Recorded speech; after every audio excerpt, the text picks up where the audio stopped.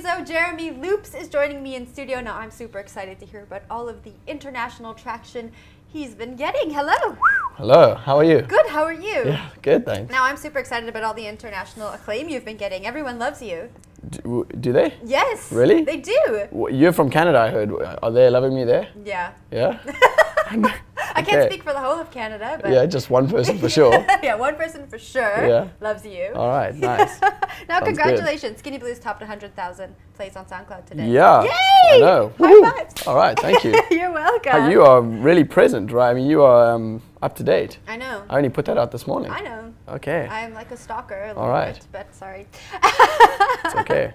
So what does it feel like to have the whole world listening to you and loving you? And I feel like this all happened so quickly. It has happened quickly. I wouldn't say I'm quite there yet.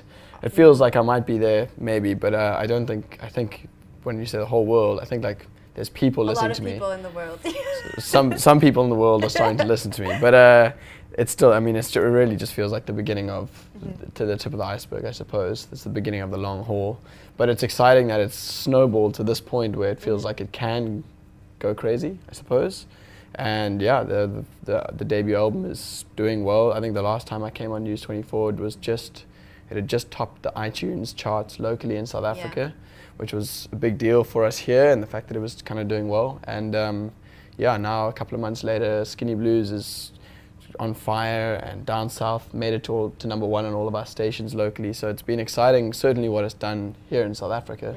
But like you said, there's definitely international movement happening, like quite quickly and abruptly all of a sudden, which is very exciting. And it's nice that the music kind of itself has been leading that charge. I mean, I've been having to go over there myself and play quite a bit, but it's been mostly the music. It's doing its own thing.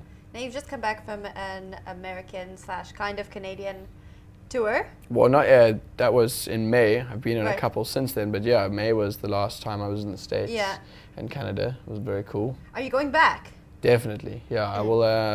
I've kind of worked a partnership signing with a label in the States, in New York, and they're going to be helping me release the album there, because it's almost impossible to release an album properly from South Africa in a foreign territory and actually have anyone kind of championing it. So I found my team over there, and that's what May was mostly about, was going to just set up teams, find an agent to help me book the shows, find a press team to help me publicize when I'm going to be there and how and what, and finding some label people to help me distribute the album and do the actual physical side of the business, getting albums in stores and stuff like that. And yeah, that's all kind of happened. So now it's just about planning what and how and when we start going back there. The album is scheduled to be released in December, January, probably January over there.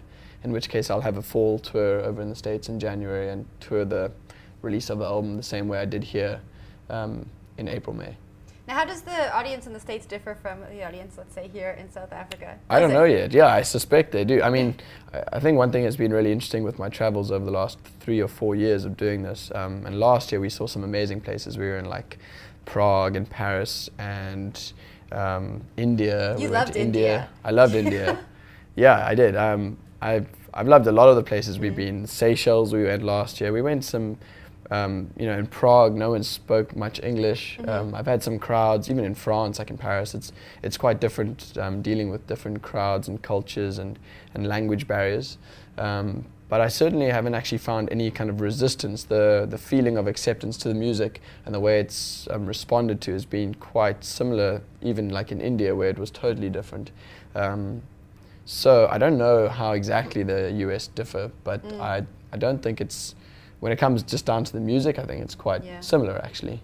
And the kind of people that like my music here, there are those kind of people in the States, and the States is much bigger, so there's those people there, they're here, you know.